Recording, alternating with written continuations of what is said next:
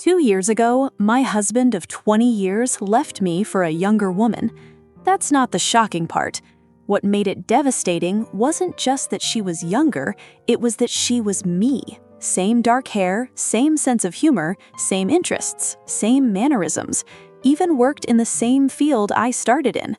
He didn't just replace me with someone younger, he found a 26-year-old version of the woman he married and started over. And when I confronted him, when I asked why, he said something I'll never forget. "You used to be like her. I just want that back." This is a story about being replaced by yourself, about realizing you weren't a person to someone, you were a moment in time they wanted to freeze. And when you kept growing, kept changing, kept aging, they went looking for the version they preferred. The perfect marriage. I met Tom when I was 24. He was 27. We were both junior architects at the same firm. I was ambitious, energetic, always the first one in the office and the last to leave.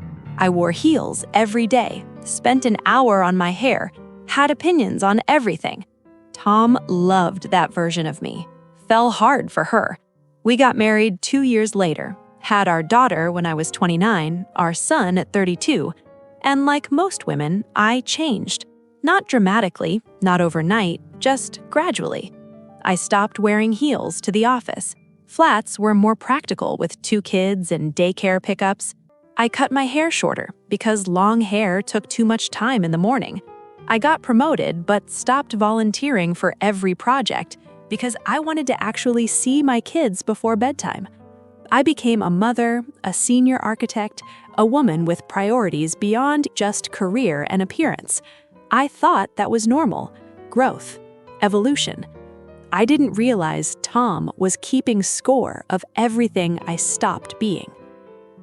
The cracks. Around year 15, I started noticing comments. "Remember when you used to dress up for work? Not mean, just wistful. You never want to go out anymore. We had 2 kids in middle school and full-time jobs. Of course I was tired. You used to be more fun." I was the same person, just older, more responsible. I brushed it off. Midlife marriage stuff. Everyone goes through it. Then he started working late more often. Business trips increased.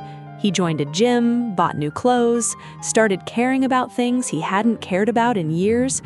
I thought he was going through something, maybe a health scare, maybe just hitting 47 and feeling mortal. I didn't think he was preparing to leave. Last year, around our 20th anniversary, I suggested we take a trip, just the 2 of us, reconnect. He said he was too busy with work, maybe next year.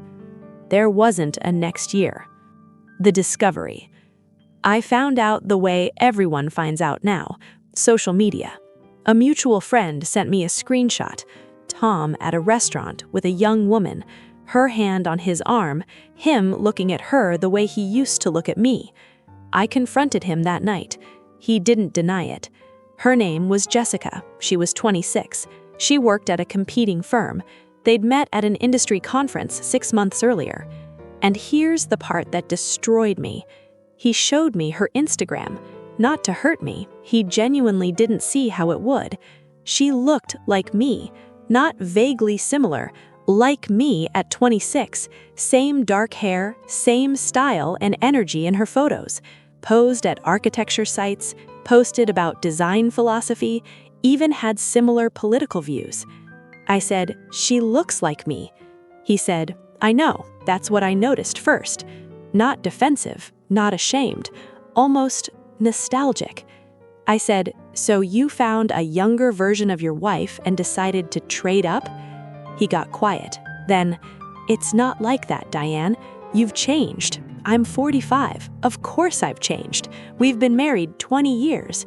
Exactly. And she reminds me of who you were when we met, when everything was exciting and new and you still cared about." He trailed off. I finished for him. My appearance, my energy, being the woman you wanted instead of the person I actually am? He looked genuinely hurt. "You're making me sound shallow. Are you not?" We separated 2 weeks later. He moved in with her almost immediately. But before he left, we had one more conversation. The kind where you say things you can't unsay. I asked him, "Did you ever love me? The actual me? Or just the version of me you wanted?" He thought about it. Really thought. Then said, "I loved who you were, and I kept hoping you'd be that person again." I'm still that person, just older. It's not about age. It's entirely about age. If it wasn't, you wouldn't be dating someone 20 years younger. He shook his head. It's about who you became. You stopped caring about the things that made you, you. I became a mother, a senior architect, a woman with a life beyond impressing you. See, that's what I mean. You act like wanting you to make an effort is some crime. I felt something crack inside me. Make an effort? You mean look like I did at 24? Have the energy I had before 2 pregnancies and 20 years of working 60-hour weeks? Be the woman who had time to curl her hair every morning?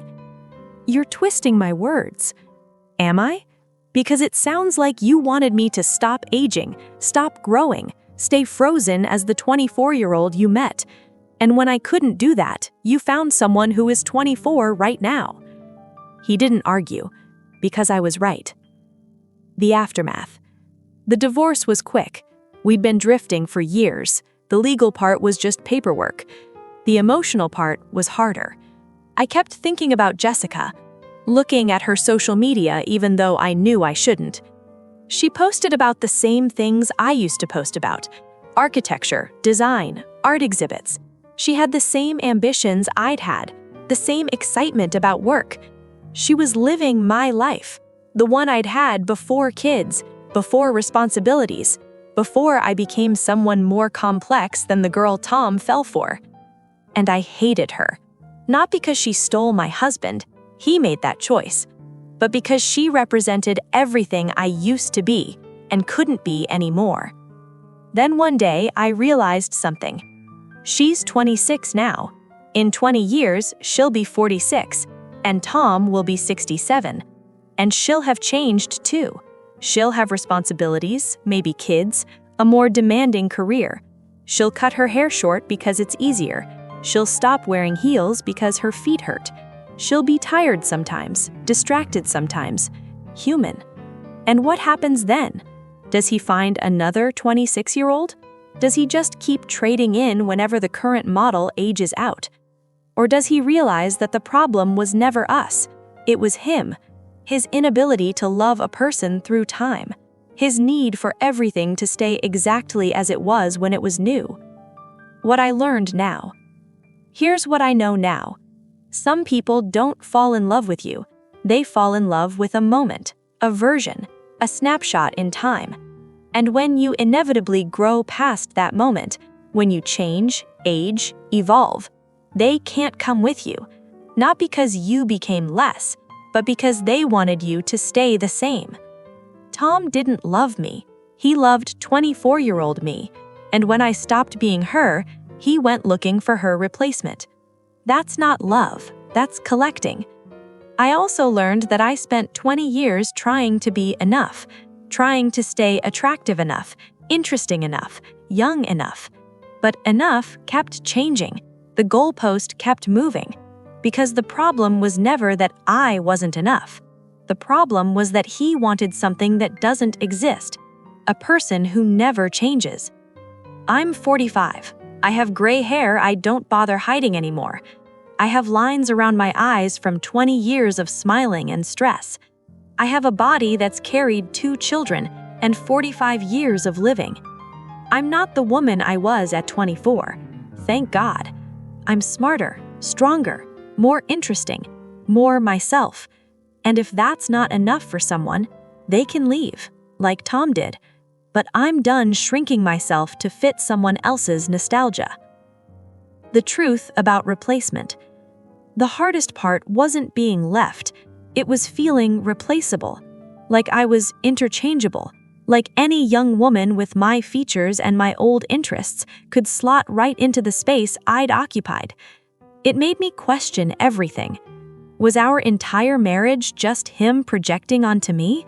Did he ever see me as a person, or just a collection of qualities he liked? I don't have those answers. Maybe I never will. But I know this. The woman he left me for, she's not me. She's herself. She's 26, figuring out her career, living her own life. And one day she'll be 30, then 40, then 50, and she'll change too. And Tom will have to decide if he can love someone through their evolution, or if he'll just keep starting over every time reality intrudes on his fantasy. I feel sorry for her, honestly, not because she's with him, but because she doesn't know yet that she has an expiration date. We all do, in his eyes, the moment we stop being the version he fell for. If you're reading this and seeing yourself in my story, whether you're the one being replaced or the one who realized you were chasing a version instead of a person, I want you to know, people aren't meant to stay frozen. We grow, we change, we become. If someone can't love you through that, if they're constantly comparing you to who you used to be, that's not love, that's nostalgia. And you can't build a life on nostalgia. I'm 45, I'm divorced, I'm starting over. And for the first time in 20 years, I'm not trying to be anyone but who I actually am. Not the 24-year-old Tom fell for, not the woman he wanted me to stay. Just me, right now, with all my years and changes and evolution. And if that's not enough for someone, they're not for me. If this resonated with you, if you've ever felt replaceable or realized you were chasing a version instead of a person, you're not alone.